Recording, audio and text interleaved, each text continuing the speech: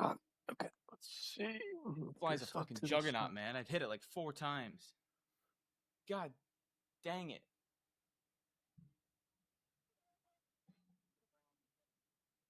All right, I think I got it. Okay.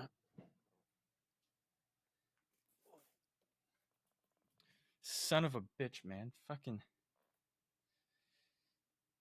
Hey, Bill Gates sending me his flies. Dude, do you remember when Bill Gates like publicly released mosquitoes into a UN meeting?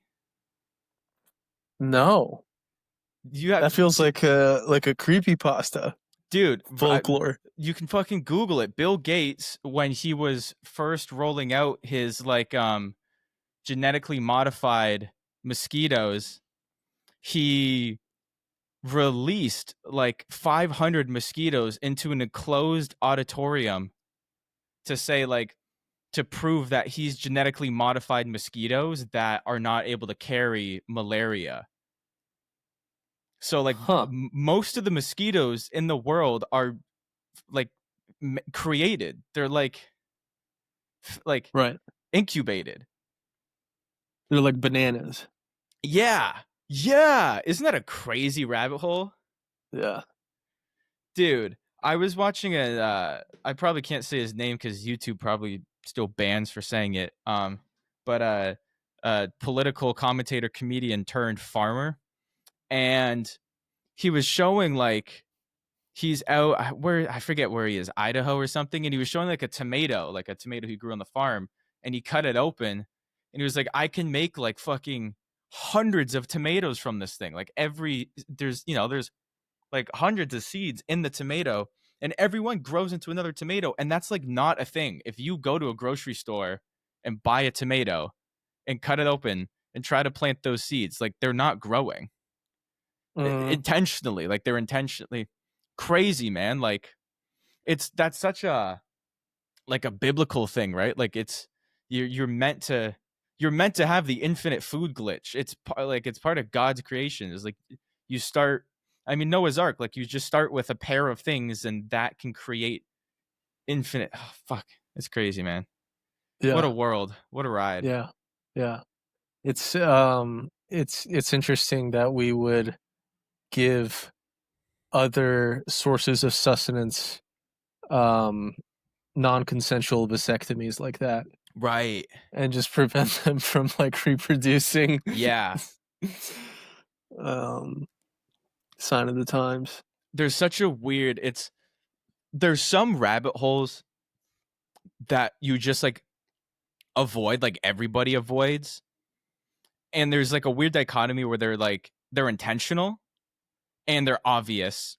One of them is like a lot of the shit that we do are like blatant constitutional right violations, like very normal things that like aren't great that we deal with. Like the founding fathers like told us we have to do them or like are not able to do them.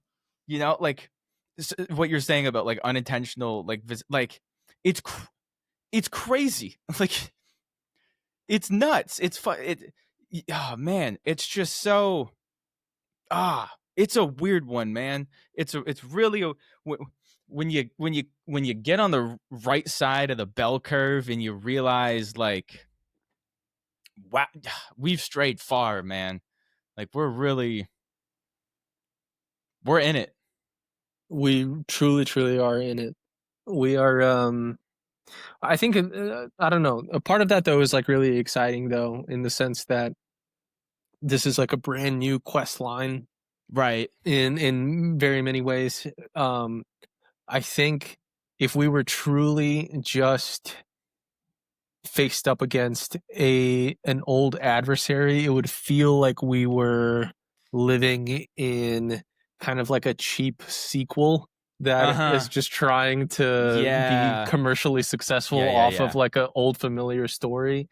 And I don't know, I think it is interesting that we're in a constantly evolving paradigm and that we're coming across sort of like new and improved and evolved evolutions, incantations of evil.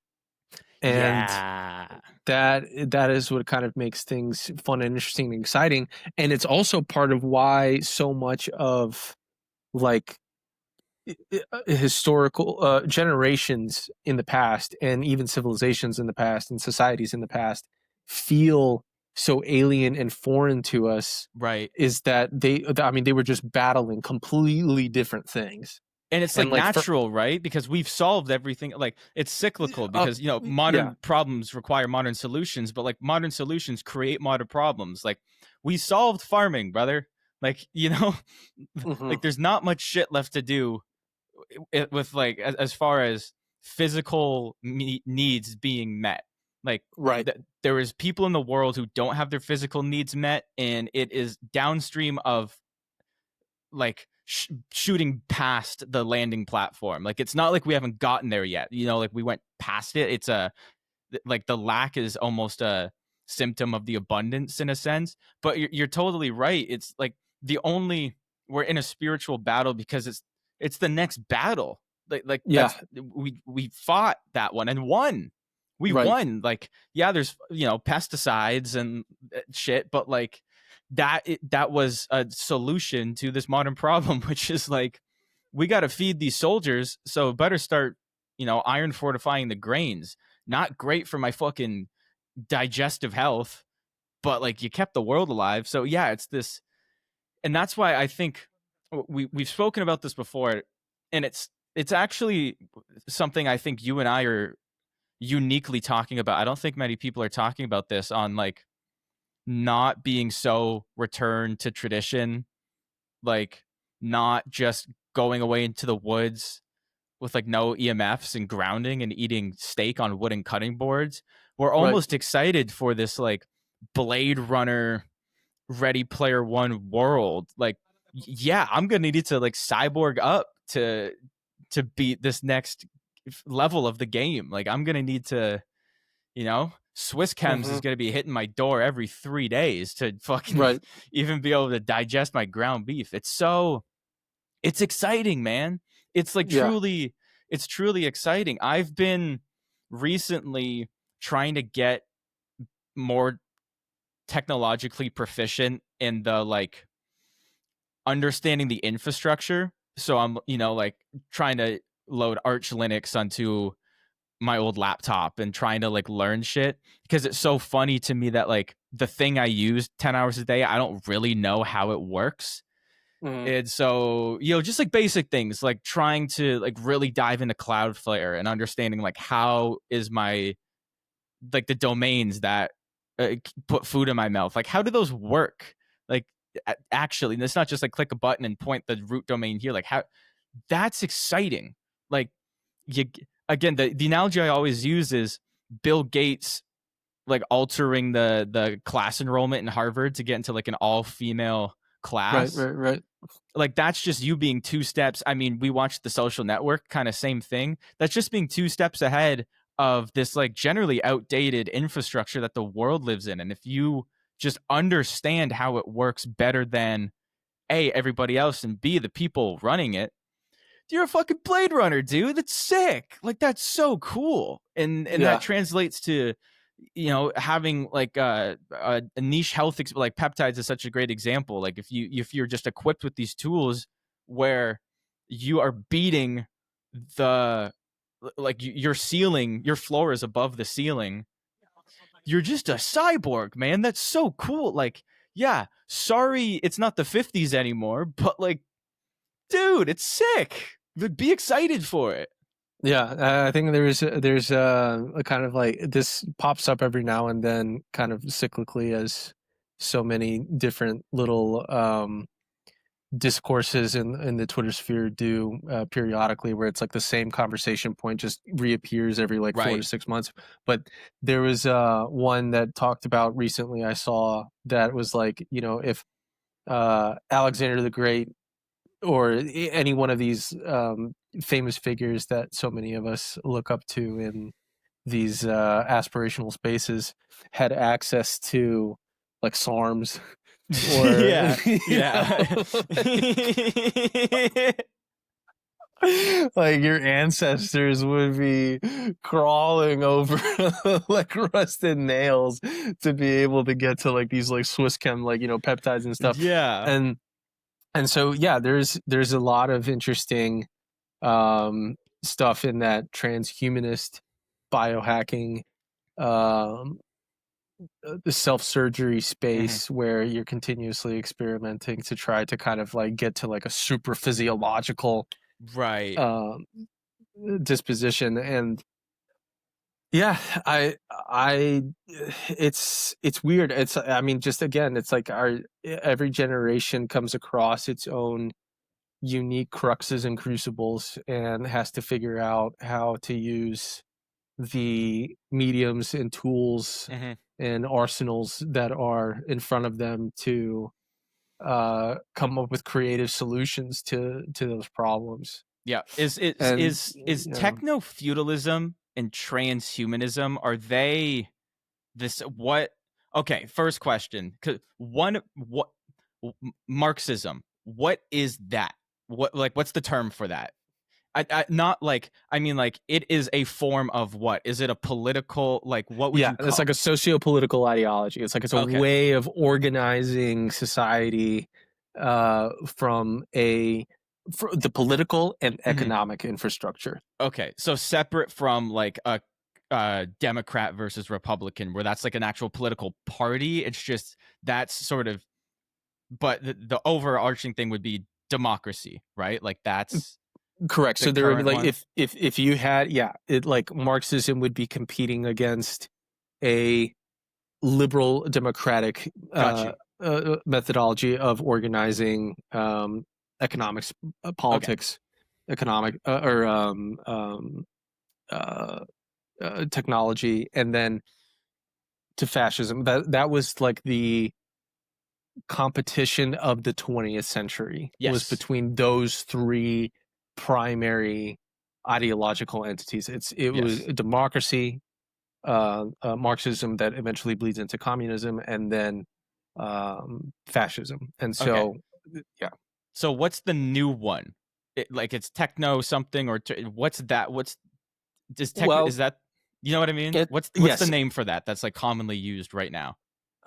Well, it's interesting that you bring that up like all together in the first place, right? Because it seems like what we have been observing, and I know that you touched upon like techno-feudalism as like Hmm. another idea again, right? And then it's become fairly popular to start talking about like it's weird, man. I was just talking to Jono a couple of days ago too, where we were talking about that famous old adage of like, man never steps into the same river twice, for he is Right. not the same man, and it is not the same river.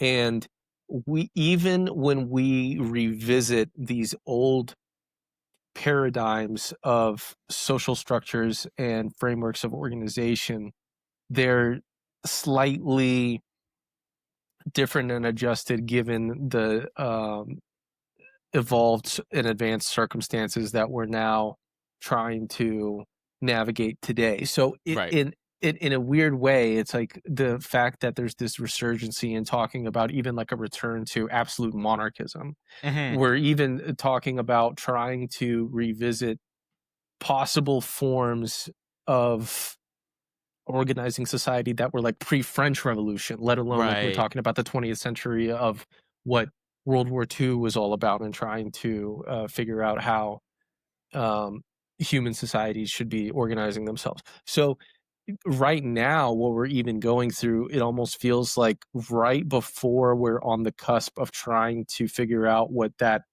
fourth way actually ends up Yeah. being to what you're trying to directly address of like what does that next evolutionary phase look like for Hmm. social organization. It feels like we're in the middle right now of trying to even um revisit that old question of like the early 20th century of like if Marxism is still prevalent as this subversive parasitic force that has compromised democratic institutions in the West today, that problem still feels like it hasn't been resolved. Like we're almost kind of Right. ebbing into like a second Cold War in Yeah, a well, weird it feels way. like we're trying something new. Yes. It does not feel like we're in 80s capitalism, obviously. Mm-mm. But if you were to have gone back in time to one of those transition periods, I'm sure it felt like this. Obviously there are examples of just like abrupt changes led by strongman parties, but there were signs coming. Like shit wasn't working. It was time to try something new. And I think we're there because what we're experiencing in American politics primarily is like, all things considered, biases aside, like probably the best of this model we could have got, and it's Mm. still not working, Right. like at Right. all. But it's like you give it the best. Well, it turns out like they're not even the ones pulling the strings. It Right. Right. turns out Right. like it Right. actually doesn't work, and so it feels like we're on the precipice of something new. And the interesting thing, from what I've identified, is there's like kind of two paths, as there always is, because you either go more this way or more that way. Like it, it's you're never going closer to the mid. It's always going one way or another. It seems to me like the two ways forward are this like techno-feudalism, if that's the correct term, which is like it's an ideology, like, and you can go down the crazy rabbit hole of like Elon Musk and his great uncle who was like the founder of, you know, techno-feudalism and was fucking his like was the only person to ever see Nikola Tesla's documents. Like the CIA dropped it Mm. off on like Elon's fucking great uncles or great something's grandfathers, like dropped it off on his dad, like crazy shit. Wrote the book, like fucking what's his name, Jutang loves that shit. And it's obvious, and like to my understanding, the underlying principle of that is like the strong guys lead. It's not like the elite class from social status. It is who's got the most shit. Like let's leave it to them. And you see that on both sides, but you actually see that almost more on the right than you would on the left with like an Elon Musk figure, where Elon Musk is like, fuck democracy, let the richest man in the world run it. And there's a lot of people that are like, I mean, I'd love to see him get more in office, like when Doge was coming around, and then you're getting this like Palantir side. So it seems like that's one side. And then let's call that the bad guys to be biased. And then it almost seems like the good guys are looking at Bukele. What's he's Mm-hmm. that's where. Nayib Bukele, El Salvador. Right. Looking at that model, which is like, all right, crime dropped like 98% in 3 years. And what'd you do? Well, you locked the bad guys. If you had a fucking MS-13 tattoo on your forehead, like, see ya. Yeah. And it almost seems like, I mean, obviously half tongue in cheek, haha, funny, but it seems like we're not staying here. So either like fucking Palantir's running the world, or we're like we're strongman in this shit. Like you said, we're returning to like a legitimate someone calls the shots. And it's so, oh man, it's interesting to see. And it's interesting, kind of what I was saying earlier. It's interesting that that's just something you don't talk about. And not even like in a conspiratorial, like, oh, we don't touch that subject. It's just like, how are you supposed to talk about that? It's actually a massive, it's actually bigger than a right versus left discourse. It's like, brother, we're leaving that in the dust. Like that, we're past that. There's, you know, like Trump got in office. There's a lot of people that were like unironically saying that was the last election, and people who were politically savvy were like, I mean, fuck, you're not wrong. Yeah.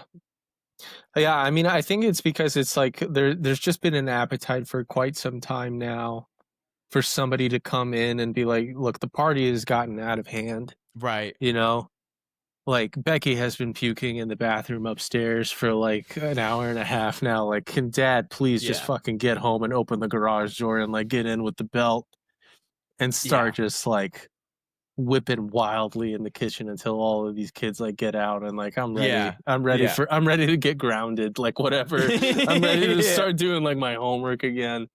And I think there's just been an appetite for structure and order and direction and boundaries, Mm-hmm. and at least committing to something that is going to actually address a lot of the material dysfunction that we're seeing. Like, it's not normal for us to go out, every time that we would go out to like major cities or whatever, and then you just go to like the downtowns and you see the various homeless camps and Yeah. packs of fentanyl leaning goblins, and Yeah. being like, we've gotten desensitized to Right. Like that that's fine. phenomenon. Yeah, that's normal, and it's like that's not normal, and we Right. should definitely address that in some sort of actual material practical sense. And that's just, I think, a sign of the times. Yeah. Like, we we were too gluttonous, and now we need to like puke a little bit, Right. and get like our shit together, like lose the weight, and Yeah. right. And everyone's And asking so, for it, you know? yes, Like exactly, you've seen this. I exactly. mean, we were talking about this yesterday with Brother Braxton about like non-religious people, a lot of them sitting there being like, well, listen, I don't know if I necessarily believe in all that, but we got to have something, man. Like there's got Right, to be something that's keeping us in line, whether it's in their head, like make believe set of rules to get into this what they would consider like an imaginary place. Well, like it's better than just being in a hyper reality, like having nothing to tie right. to, right? And so I, my conversations with you always kind of loop back to this, and it's because I get to like take advantage of your brain. It's so I'm just like it's like a fucking, you're like one of those like experiments where you like put the electric probe on the rat's tail and just like you can just push it and like no one feels bad. Yeah, yeah. And See, right. Yeah, yeah, obviously yeah. like, right, like it's like I have like my own fucking, oh it's great, it's like my Library of Alexandria. I don't need to fucking read, I can just ask you. And so I think we maybe touched on this a bit on the last discussion, but like historical times, right? So I always tell you, you and I have such great discourse because I'm like completely blank slate, like as blank slate as it can possibly get, because like it was COVID when I was supposed to be learning geography, and I just don't know things or history, like nothing, like literally not. I could not name you 4 U.S. presidents, and then you just the Mhm, mhm. way that you were like brought up in this world, and that like that Slavic background from my perspective is rooted in like what you don't know is gonna kill you. Like as long as you Mhm, know mhm, mhm. what they could do, at least you'll see it coming, right? You saw that a lot with like Slavic families, like when Right, COVID was right. coming, where they're like, well, if it walks like a duck and quacks like a duck, Yeah. right? And so Yeah, this feels I'm familiar. always like Yeah. poking and prodding about, right? Yeah, like we fucking been here before. And so it's interesting to me because like I never have, obviously like you said, like the river's never the same, the man's never the same, but you can still like look back and just be like, all right, well, how'd it go last time? And you know, history doesn't repeat itself, but it rhymes. But what really, really interested me, this I've man, there hasn't been an idea that's lodged itself in my head like this in a while. Was on our last Alchemist call, what Colton and Nick were talking about, how like if shit really hits the fan and it's time for us to leave, the where matters less than the what, and the what is getting the fuck out of here, right? And so the conversation they were having was like, if shit hits the fan and we got to hit the road, the question isn't where are we going, we're going anywhere, brother. Like we're nomading it. And the conversation then went into like, well, that's how what we consider some of the bravest men in history, the founding fathers, did it. They weren't like, we're going to go to this one location because these people are here and this is idealistic. They just started walking with their shit on their back and fucking set up camp because we needed to get somewhere. That is what's really interesting to me about what we're talking about, these like shifting times where I think everybody has in their head like, well, if shit hits the fan, I'm just gonna go fucking hunt elk in the woods and we're gonna nomad it. It's like, no, you're not, dude. Like, there's more satellites in the sky than planes. Like, you're not. The grid is locked. There's no more off grid, and so how do you see from like, even whether it's personal bias or just thinking back, because again it was so because I was always trying to like, what historical times in like modern society can we relate this next chapter to, and it's like, well, what if the first one is actually the most comparable? So where does your head go when you're trying to reference models to have more of a grounded hypothesis on where we go from here? I honestly do think we are, well, on a from a macro position, we are at a point where we are truly revisiting all of the narratives that came out of World War II, Mm, and by some extension even World War One. I think we're at a point in time where we're looking at the first half of the 20th century with as much 2020 hindsight as we're potentially able to have now, and really trying to pinpoint whether or not we got the correct answers and outcomes mm, from that particular global conflict and um, competition between various different ideologies, wildly different ideologies that were going to define essentially how the particularly the modern West was going to function in the decades to come. And so we've gotten to a point now where you see a lot of different parallels between like the Weimar Republic, for example. Colton's actually super well versed in discussing what pre-World War II Germany looked mm, like right before the ascension of the National Socialist Party there, and what sort of parallels exist between them and what our modern social ills mm-hmm, look like in the West today. And I think we're kind of going through a period where we're trying to almost course correct a little bit. There's kind of like a little bit of a death rattle of the leftist ideals that were the root and foundation of what the communist superpower that the Soviet Union ended up becoming. And we have an opportunity to like really stomp and stuff it out this mm-hmm. time before we really truly commit to like whatever that fourth paradigm and fourth way is. I think right now for us that's the closest comparison that we could probably make, is really between that 1910s and 1930s window historically.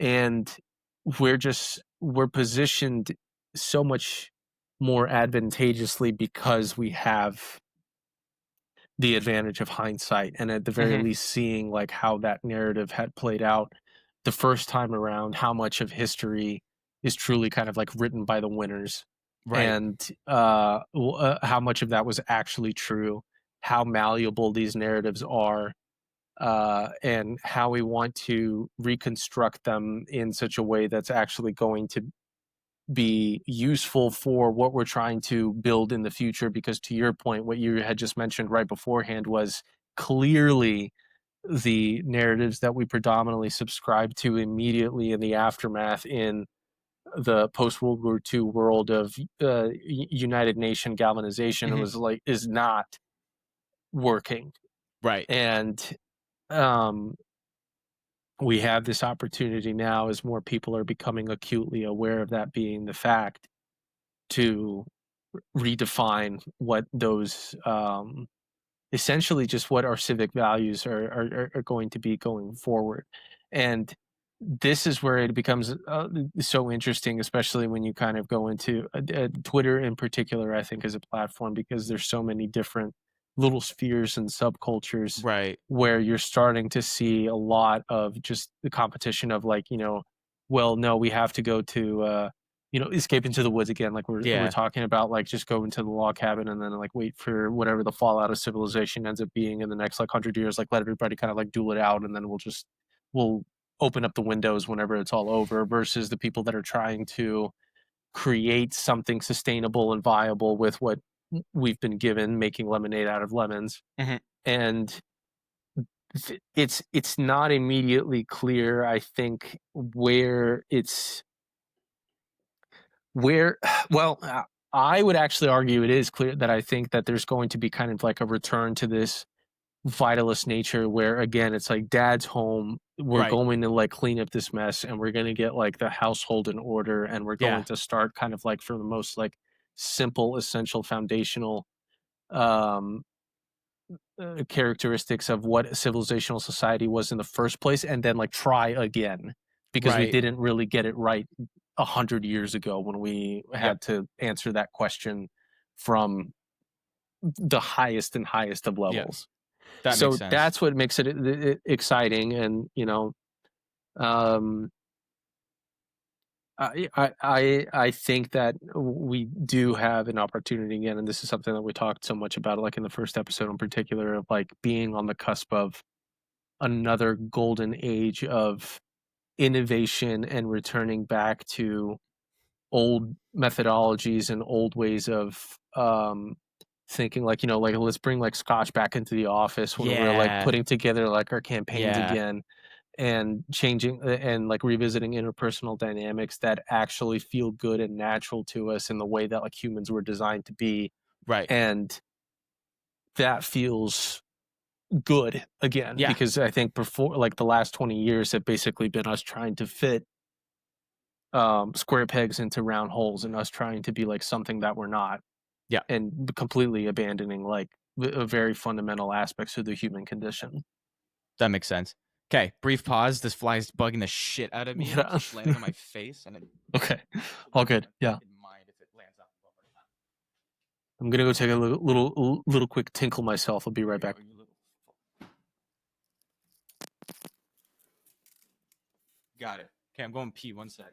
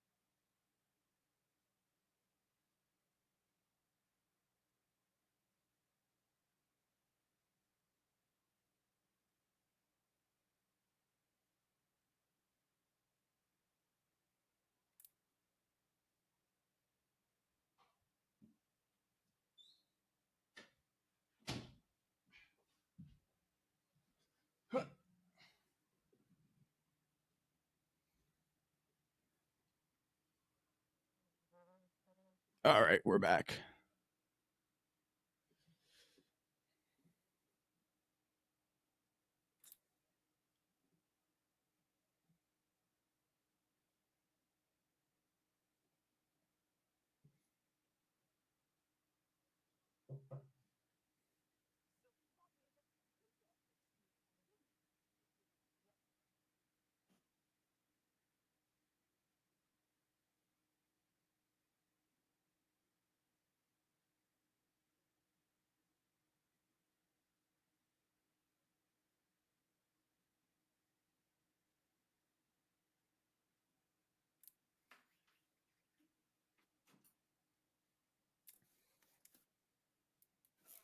We're so back.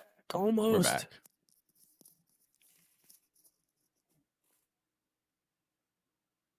My whip through. There we go. All right, we're back. We're back. It was never over. Ugh. All right. So something interesting. I had a tweet about this, I think this week. Fucking banger, flopped, classic, just classic. And it's Usually how it's it been goes. something. Ah, fuck, I know. It's something I've been really thinking about a lot. Like this. So like, what is fundamentally what is fundamentally different about these times now that may be great indicators on why we are where we are, aside from like, because it's like, return to tradition, like back in the good old days. It's like, hey, what's actually different, like aside from politics, aside from inflation, aside from fucking Instagram, like what's actually fundamentally different about, like, what was standard for humans that is no longer standard, that may provide insight to why we are where we are. One of the big ones, I think, is that with this culture of like distractions and noise and dopamine, the average person has unprecedented low levels of self-reflection in their day-to-day life compared to any other time in history. So it's not just like people are doom scrolling for 8 hours a day and turning their brains to mush. It's like 30, 40 years ago, you had time to think. You were driving home from work with the radio off, or you were walking to go get your newspaper, or you were just sitting at your coffee table and having your morning coffee and like maybe reading the newspaper. You had time. And it's like, I think when I'm in phases like I am currently, on just like, fucking just like strapped into the cockpit going, like, dude, I can go weeks without sitting by myself and just thinking, like, where am I? Like, what's going on in my head? What am I thinking? Just unprecedentedly low levels of self-awareness. And this, I think, is one of the main causes of a lot of the societal problems we have, obviously, but deeper than just like, again, brain rot, everyone's distracted. And I think one of them is like, it's like telling the kind of like beaten down on their luck single mom working 2 jobs, night shifts, to just like try something else. And she's like, with what time? Like, maybe you should. It'd be like she's really depressed, and you being like, hey, listen, I just read this book, and like, I really think if you can just like get through, I really think it'll help. And she's like, brother, when do I have time to read? Like, it's my calendar's packed. I think that is so key, because people don't have time to reflect and think, right? You saying like walking downtown San Diego and just seeing like these streets of zombies, you have like a split second to be like, this is weird.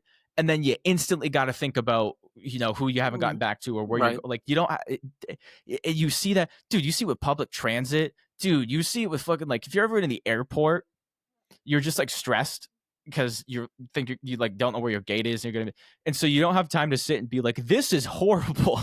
Like, airports are terrible. Like, no one should have to go through that. That's like just suffering. But you don't have time because you just fucking go go go go go go go.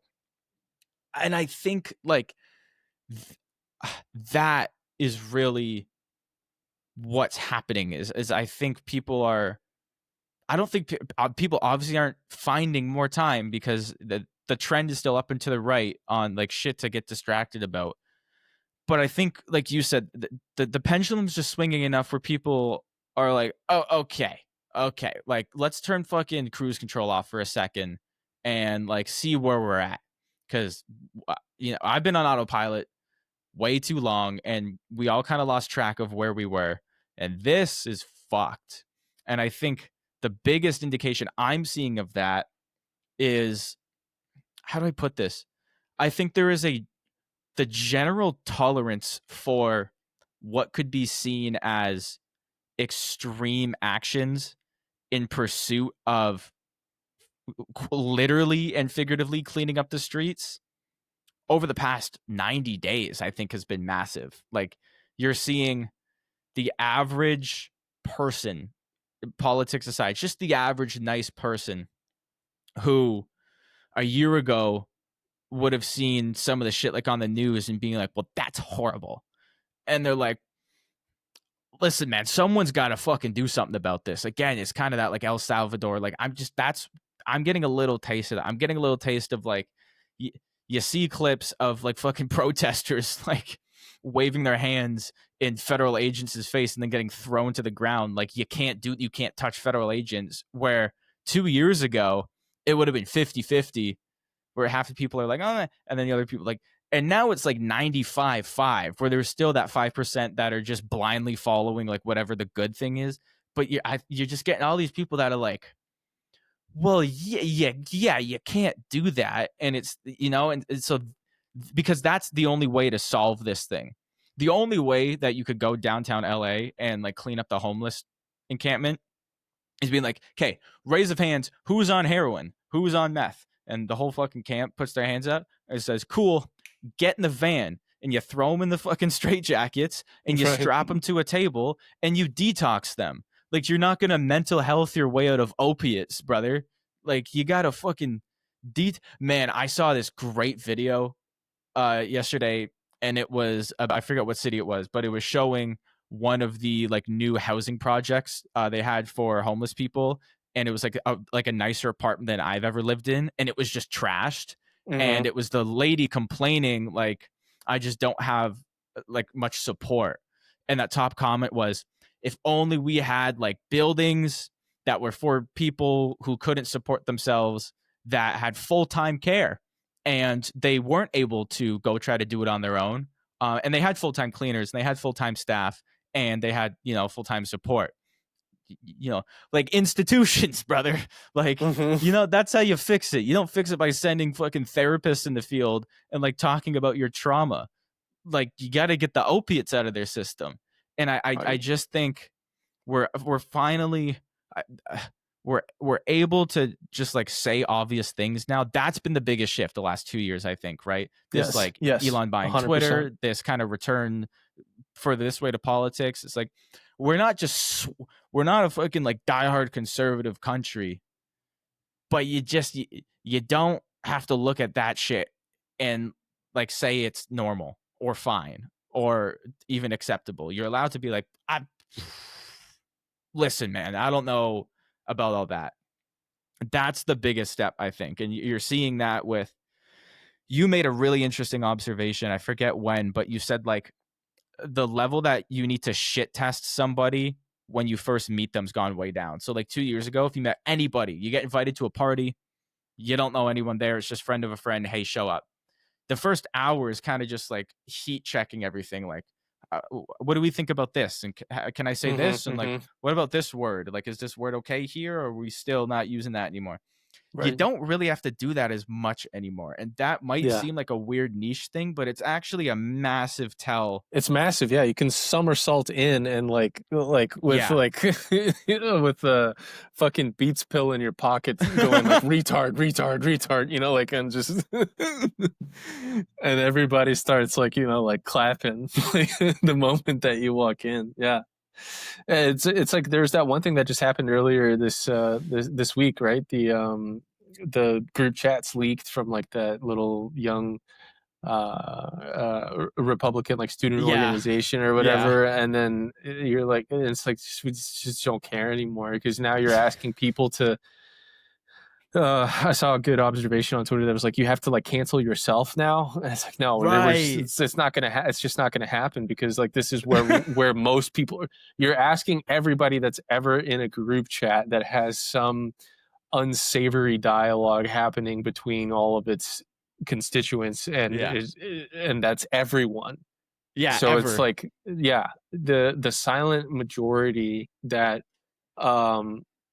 really was kind of like a big hidden secret from 10 years ago is no longer the silent majority. Now it is like a very like the tarp has been revealed, and everyone's looking at each other, and we're like, oh, we're actually all have been in the same boat like this entire time. Right. We're back to like Call of Duty lobbies. Exactly. And it's like, we've all been there. Right. Like we all realized that now. It wasn't just me and like the 20 people that were closest to me in my circle that were in there. Yeah. There's like thousands of Call of Duty lobbies out there that Yeah. everybody has like been finding out new creative racial Yeah. epithets to toss around one another with. So why do you think that we have so much more optimism than the average, not only the average person, but like the average group that you and I would consider ourselves a part of? Like if we went into a room full of Mhm. people that we would consider like one of us, right? Whatever you want to use to whatever box you want to put us in. Sure. You just don't get this optimism, and like we're not sitting here saying like things are awesome and like there's nothing wrong and we're actually like living in the greatest times ever, but we're also being like, dude, look around, like what are we talking about? Like things are, they're on the up Yeah. and they're not horrible. Like yeah, there's shit, but there's always been. Why do you think it's just so difficult for people to admit like how things actually are, and like how things actually are like tough, but like the fucking lights at the end of the tunnel, man. Whether Right. that's in some regards. Yeah. I mean, I think it to some degree, there's always kind of like the natural predisposition that like winners just win, Right. regardless of what environment that you put them in. Like you can put them on a shitty team or you can put them on a great team, and they will find a way to make whatever variables exist within that particular habitat or environment at the time to be conducive towards their eventual success. Like the cream will always rise Mm-hmm. to the top in that aspect. But simultaneously, I think a lot of people have just been so used to like just being beaten down psychologically Yeah. over the like we just been living in digital Chinese water torture chambers for the last like Yeah. 10 years where it's this constant drip on your forehead of like not being able to get away from this constant perpetual doomerism that there needs to, in a weird way, to your point, analogously, like those people need to be also kind of strapped down into their own Mm-hmm. bed and like detoxed from like doomerism Yeah. for a period of time, right? Like there needs to be a 6 week like disassociation where you just like look at you put into like a white walled room with like a really nice window and like birds chirping outside in a tree and just like stare at that for like a little bit, and then like if that's the only source of sensory experience that you had in front of you, eventually you'd like calm down, you give your nervous system Right. a chance to adjust back to a normal Yeah, it's baseline. physiological, right? Yeah, Yes. it's such a great point. Like I was so I was fucking, it was so great. I think it was two Alchemist calls ago where I think I asked CJ, I kind of asked him like how he stays so happy, because we were having this very like esoteric mindset talk about like tools that we have all uniquely like forged ourselves to wield in this world, and we were kind of looking for like a gem from CJ, like just a little Mm-hmm. like and he's like, I go for hikes a lot, man. I just like don't stay inside. I work for like the morning and then I go outside for like 4 hours and then Yep. I come home and then I feel great. And we were talking about like potential destinations and excursions to do on the first alchemist retreat, and he was like, let's just all go outside, man. Like you guys are Yeah. asking like what can we all do together to like bond and feel better, and he's like, I Right. don't know anything that involves green. Yeah. And Yeah. it's so funny that Yeah. Let's yeah, just to go your play point. kickball at the park. Like, what are you talking about?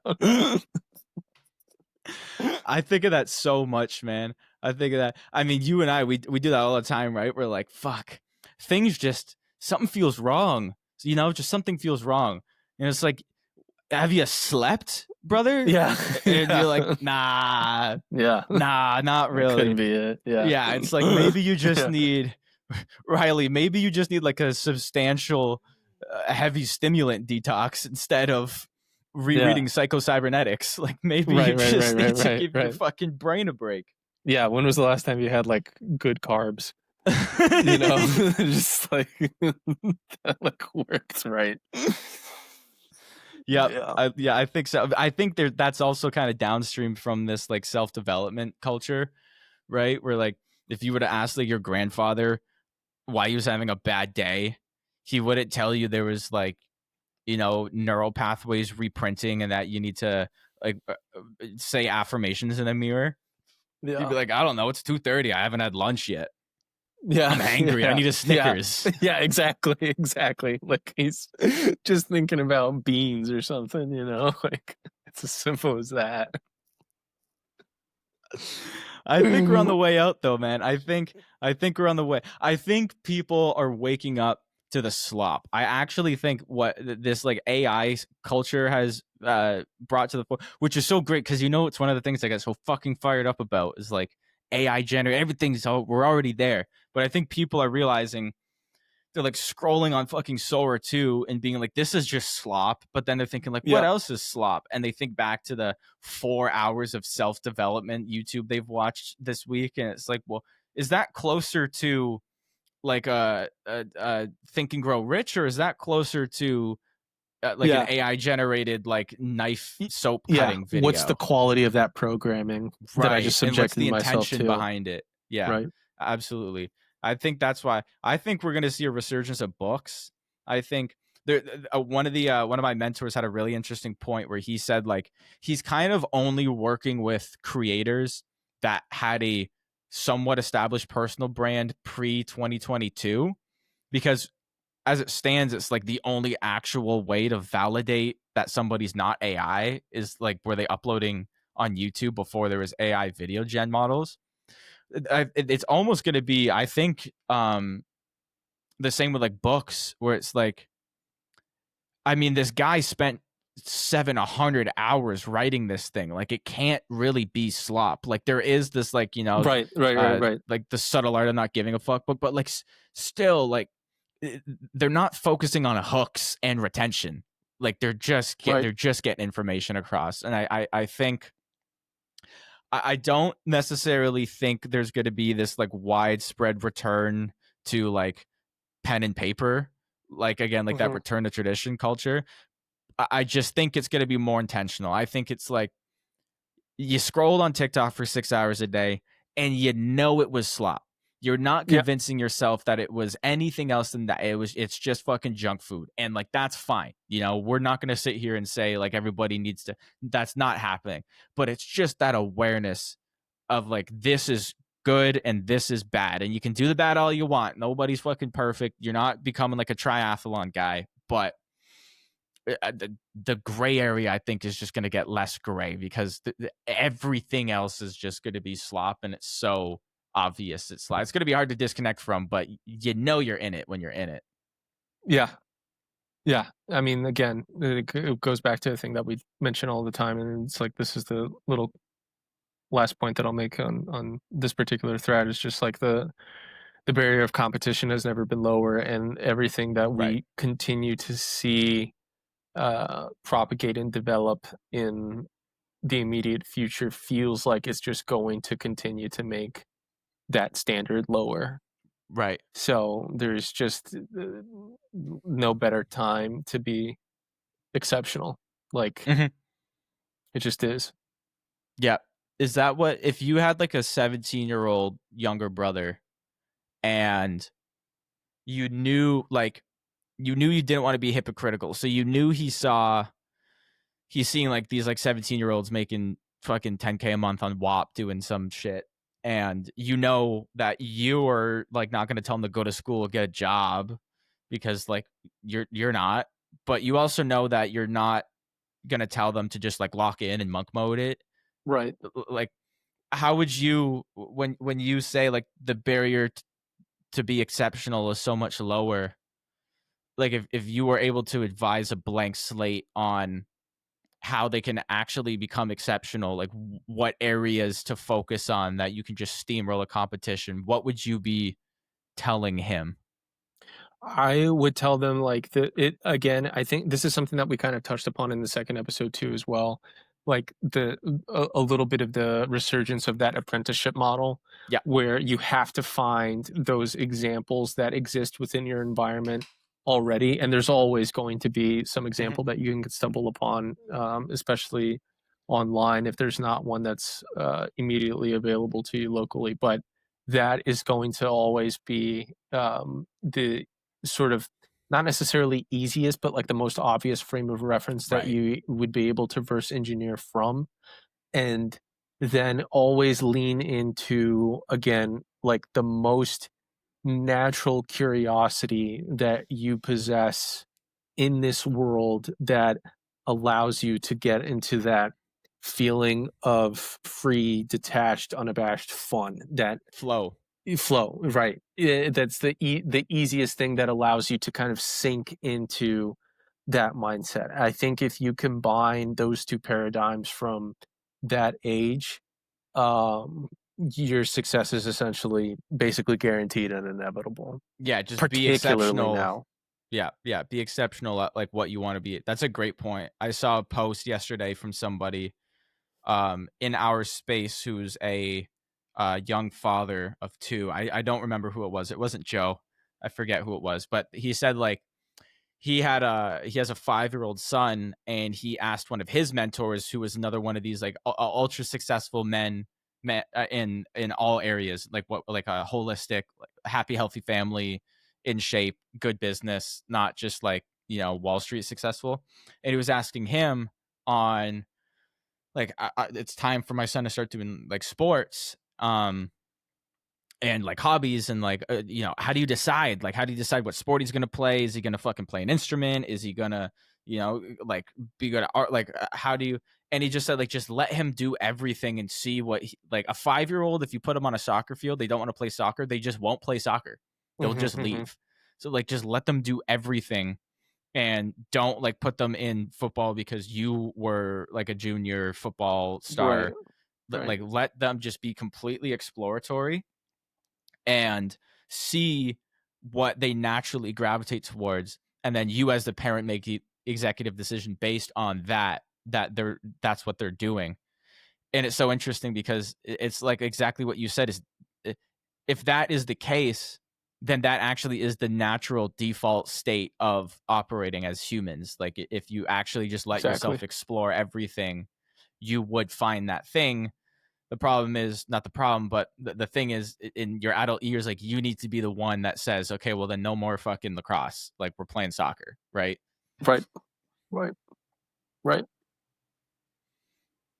Banger. And it's just obvious. What else is Yeah. there to like? What else, man? What else is Like, there to do? Yeah, other than like the right? thing that like you want to do. Yeah, Yeah. exactly. Every successful person who's like actually successful, they always have those like tropes. They all kind of say the same shit, and like if something's cliche, it's for a reason. And they always just say like, "You can't beat me because I'm having fun." Like you can't beat the guy who's showing up because it's fun. You Hmm. can't you cannot work on like funnels and info offers more that you cannot put. I'm putting 14 hours a day into it. There's nothing else I'd want to do. I need to force myself to go make food because I'd rather just be like still working on this funnel. You Right, can't beat me. And not only can you not beat me in the present, but like you're sure as fuck not sticking it out as long as I am. Cause like right, I'll do this for the next 10 years. And then right. that's inevitable. If I'm getting highly competent at this incredibly monetizable skill that's super in demand and requires a niche skill set, and it's what I want to do now, and it's what I want to continue to do. Who's gonna beat me? You can't. That's not it's this idea that people have when we're talking about this, like just pervasive doomerism, this idea that success is not only like a chance, but is anything other than guaranteed, is ridiculous. Hmm. Like just that victim mentality of like must be nice for you. It's like, what are you Yeah. talking about, dude? Like just keep flipping the coin until you land on heads. Like if you get fucking Yeah. 38 tails in a row, well, guess what? 39 is gonna be fucking awesome. Like it just that I've never been able to grasp that. It, Yeah. it makes no sense to me. Truly. Truly. And we Truly. see it. And we see it unbiased as well. We'll have people come into our space that love shit that we have like no desire for. And we're not like, maybe you should get into sales, brother. Like, no, Yeah. no, maybe you shouldn't. Maybe you fucking shouldn't. Maybe you Yeah. should keep doing exactly what you're doing, just Yeah. better, just higher leverage, just in environments where you'll get compensated more for it. Right. Is Exactly. that what you would put on a billboard? Just do what's fun? Yeah. Yeah. That would be, yeah. I mean, and I would fucking camp out on that billboard. I'd just have a sleeping bag right next to it. You like That would be Steve-O where I it would when he was leave it. protesting Yeah, yeah, fucking yeah. Exactly. SeaWorld? Exactly. Yeah. That would be like my Chris Angel magic trick of just like, like man lives like on billboard for like 4 years. Get like a bucket on a pulley system and I'll just like wheel you up fucking green tea and dates. Yeah. Exactly. Are you doing what's fun? Yeah, I mean, I think especially recently, from all of the things that have transpired for us in transformative experiences over the course of the last couple of months, and just like leaning into what our most natural skill sets are, what we would want to be doing on a day-to-day basis, and then building out like a long-term vision of bringing in more and more people that remind us of ourselves to be a part of like fleshing out their own visions and missions in parallel to us. I mean, that's like really the only thing that I continuously kind of like think about day in and day out. And so I think anytime that I allow myself to disconnect from any extraneous expectation, basically like what our long-term vision is, and all of the different lily pads that are reverse engineered from there are my immediate ideas of Right. fun that I again like default into if nobody else tells me like what to do. Yeah. Yeah. And I think that's when we talk about lifestyle design, I think that's really the key. I'm fortunate. There was a couple things I got really fortunate with cluing into early on, as most people I think that we would consider like one of us, the alchemists. That's kind of like a common parallel, is that you've been through hell and back, but like something clued in a little early, and like thank God for that. One of them for me was just that. It was just like, if I can get to the place where I wake up and I'm where I want to be, doing what I want to do, actually, not in a $9,000 a month penthouse, if that's not what I want. If it is what I want, then fuck yeah, I'm getting the nicest penthouse I can. But like, actually, and then all I have to do that day is what I want to do. And then if you have the business acumen to realize that like that's actually how it works, and that's probably this, it's the common, like, you have your W-2 job, then you work on like your passion project. That passion project is inevitably what's going to make you successful, Right. if you just stick at it, because of like the law of physics.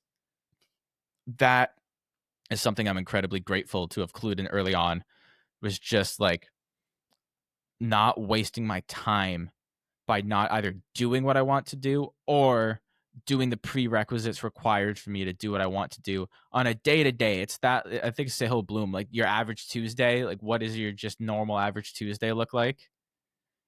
And then what teach literally, but just try to impart on people inside the Alchemists is like accepting the dominion you have over that, and how much control you have over that, and how there's like very few things that can take that away from you.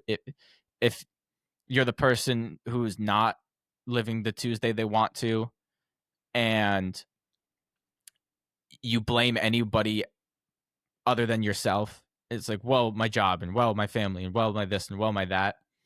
It's like, it's all Play-Doh, brother. You just Right. fucking just smush it and start rebuilding it back up. Yep. Take an audit, burn it down, and start over from first principles. More than ever in Yep. 2025, like more than ever, it's the fucking Citadel, man. Yep. It's the Matrix. We're here. Absolutely. It was never over. We were Hallelujah. always so back. So fucking back, dude.